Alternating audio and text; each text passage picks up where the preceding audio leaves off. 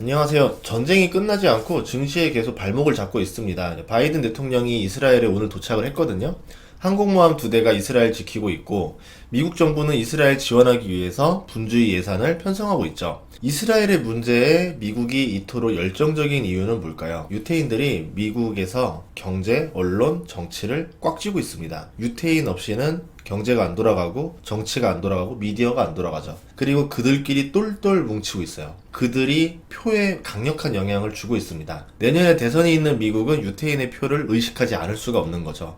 그래서 바이든이 이스라엘까지 직접 간 겁니다. 그런데 특정 소수 계층을 위해서 정책이 발동되면은 다른 다수 계층의 반발을 사게 돼요. 소수 세력들이 똘똘 뭉칩니다. 표에 영향을 주죠. 예를 들어서 우리가 8%밖에 안 되지만 우리가 똘똘 뭉쳐서 이 후보를 밀어주자 이렇게 되면은 뭉치지 못하는 다수의 92%보다는 이 8%가 정치인들한테 굉장한 위협을 가하게 됩니다. 그래서 똘똘 뭉치는 소수 계층을 위해서 정책이 나올 수밖에 없죠. 전 국민한테 거둔 세금을 소수한테 투하를 한다는 겁니다. 점점 예산이 소수를 위해서 집중되게 되면은 똘똘 뭉치지 못했던 다수의 92%라 하더라도 투표권에 영향을 주기 시작하죠. 정치에는 이런 원리가 작용하기 때문에 이제 바이든 대통령이 어디를 편들 거냐에 대한 문제가 이스라엘에 대해서 얼마나 지원을 할 거냐의 문제로 바뀌게 될 겁니다. 특히 미국은 내년에 대통령 선거가 있어요. 선거에 유리하게 행동을 하겠죠. 그렇기 때문에 미국의 행동이 이렇게 되지 않을까라는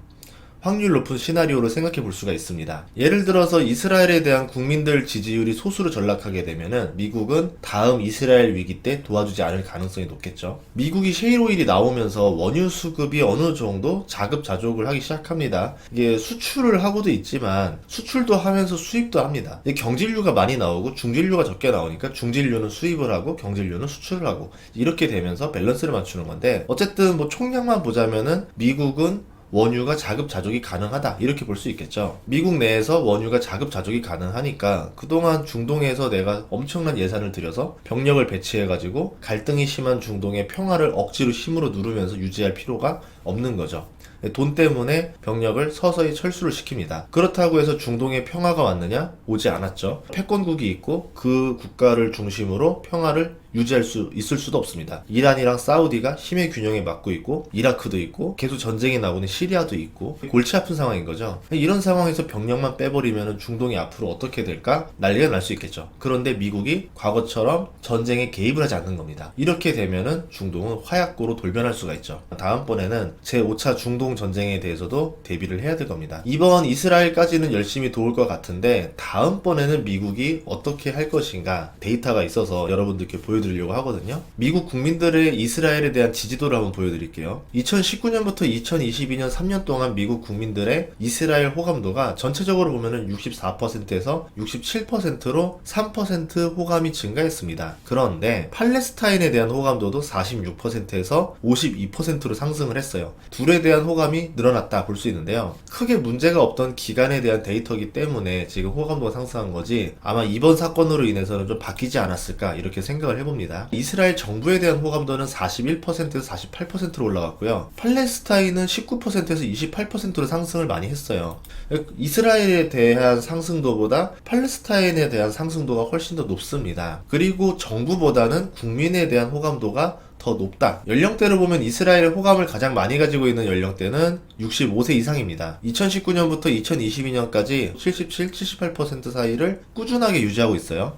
30, 40대는 59에서 65%로 늘었고요. 20대의 호감도는 63%에서 56%로 줄어들었습니다. 젊은 층일수록 이스라엘에 대한 관심이 줄어들고 있다. 이렇게 볼 수 있죠. 팔레스타인에 대한 관심은 전 연령층이 6%가량 상승했는데요. 아직까지는 미국 정부가 이스라엘을 지지하는 모습을 보여주는 게 선거에서는 유리하다. 이렇게 해석할 수 있겠죠. 팔레스타인과 이스라엘의 문제에 대해서 미국이 생각한 해법, 이것도 설문조사가 있는데 35%는 토지를 나눠서 두 국가로 나누는 게 해법이다 이렇게 생각하고 있고요. 27%는 단일 국가를 만들어야 된다고 생각하고 있고, 그 중에 16%는 공동정부를 만들어야 된다라고 생각을 합니다. 이 16% 안에 10%는 이스라엘 정부만 만들어야 된다 이렇게 생각을 하고 있어요. 노인들은 두 국가 해결책이 최선이라 생각하고 있고, 30세 미만은 그렇지 않다라고 생각하고 있습니다. 미국 내의 종교에 따라서도 다르게 생각하고 있고요.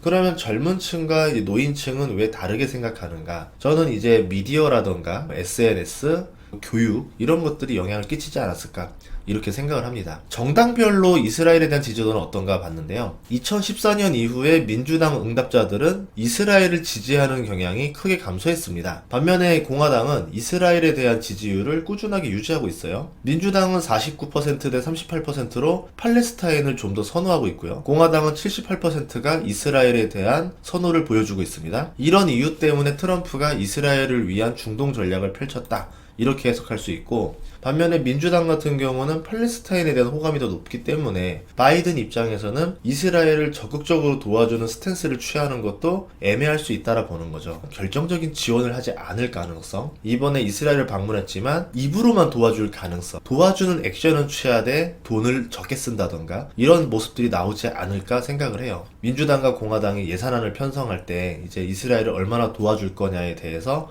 또 다른 갈등이 벌어질 수도 있다. 바이든 대통령이 미국 이스라엘을 제대로 도와주지 않는 모습을 보여줬을 때는 유태인들이 공화당에 표를 던질 가능성도 있겠죠. 그렇기 때문에 바이든 입장에서는 굉장히 난처한 상황에 빠졌다라고 볼 수 있습니다. 종합해보면요, 밀레니얼 세대들은 처음으로 이스라엘보다 팔레스타인을 더 많이 지지하고 있고요. 민주당의 젊은 지지자들 중심으로 팔레스타인 지지율이 상승했다 볼 수 있는데, 최근에 난 사건의 정도도 있고 미디어의 영향도 있기 때문에 그동안의 설문조사와 지금의 사건으로 인해서 생각이 바뀔 수도 있는 거거든요. 바이든은 4자회담을 통해서 합의를 이끌어내려고 했는데 요르단 방문을 하지 못하게 되면서 머쓱하게 됐습니다. 미국이 어떤 영향력을 가지고 전쟁을 멈출 수 있을지, 이런 걸 쓸만한 카드가 있을지 모르겠어요. 이스라엘도 전쟁이 장기화될 거라 보고 있고요. 전쟁이 장기화되면은 미국도 이스라엘 전쟁에 돈을 지원하고 군사를 지원해야 되는데 결국 비용의 부담이죠. 예산을 얼마나 편성할 것이냐, 공화당과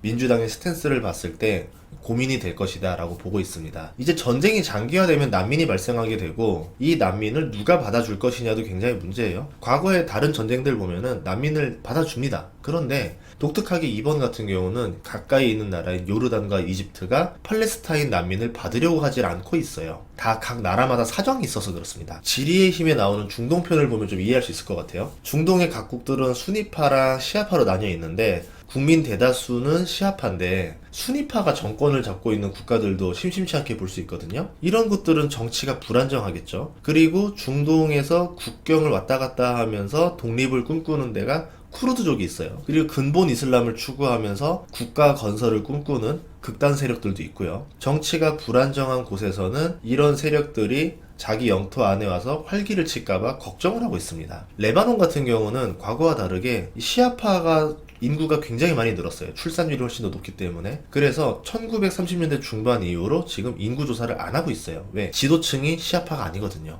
만약에 시아파가 대다수입니다라 발표를 해버리면은 지도층도 시아파에서 나와야 되지, 이렇게 될 거 아닙니까? 그렇기 때문에 지금 이 팔레스타인 난민을 받는다는 거는 그 안에 하마스 대원이 있을 수도 있고 기존에 있는 극단 세력들과 결탁해서 반정부 운동을 벌일 수도 있겠죠. 내 정권이 불안정해지는데 굳이 팔레스타인 난민을 받을 필요도 없고, 팔레스타인 난민을 받음으로 인해서 미국과의 관계가 불편해지거나 전쟁의 단초가 되거나 이스라엘이 쳐들어오거나 이렇게 되면 결국 내 권력에 도움이 안 되는 거죠. 이런 것들 때문에 반대를 하고 있다.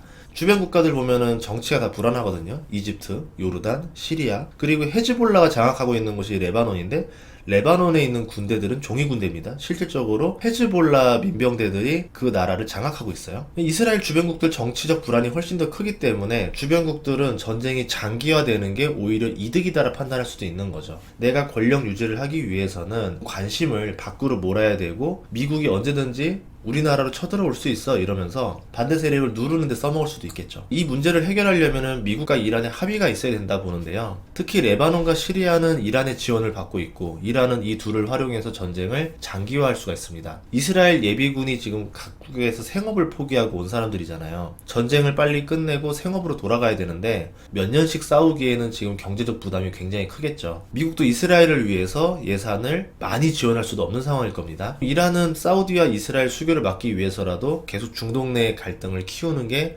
유리하고요. 결국 시간이 지날수록 이란에게 유리해진다. 미국과 이스라엘 입장에서는 시간이 길어지면 길어질수록 피해가 누적이 된다. 사우디는 이 사이에서 굉장히 난해할 수 있겠죠. 미국을 동조하는 행동을 하게 되면은 중동에서 리더십을 잃어버릴 수 있어요. 사우디 주변국들이 사우디 편에 안 서고 이란의 편에 붙게 되면 사우디 입장에서는 굉장히 난해해집니다. 그렇게 되면 이제 오펙도 자기 맘대로 휘둘릴 수가 없는 거죠. 작년에 우크라이나 전쟁으로 인해서 증시가 놀랬잖아요. 보통 그러고 나면은 내성이 쌓여요. 다음번 전쟁에 대해서는 증시가 크게 흔들리진 않습니다. 이란이 석유 금수 조치를 한다 하더라도 그동안 제재로 인해서 지금 풀리고 있는 게 글로벌 비중의 1.3%밖에 안 돼요. 엄청난 타격을 주지는 못합니다. 이란의 매장량이 세계 3위임에도 불구하고 지금 시장에 주는 영향은 미미할 것이다 라고 보고 있는데, 베네수엘라 석유 수출 재개라던가 미국 내 셰일 오일 증산을 한다던가 이런 걸로 어느 정도 커버가 된다라는 거죠. 근데 문제가 되는 거는 이란이 호르무즈 해협을 봉쇄하는 일이 있을 수 있어요. 그렇게 되면은 심각한 영향을 줄 수가 있습니다. 여기를 통과하는 원유가 세계 물동량의 20%예요. 유가를 건드리는 뇌관이 되겠죠. 하지만 여기를 봉쇄하면은 미국도 가만히 있지 않을 겁니다. 진짜 전쟁의 가능성이 올라갈 수가 있겠죠. 그래서 호르무즈 해협 봉쇄라는 뉴스가 나오기 전까지는 너무 우리가 걱정할 필요는 없다라 보고, 이 뉴스가 나온다라고 하면은 정말 조심해야 된다. 저는 그렇게 말씀드리고 싶어요.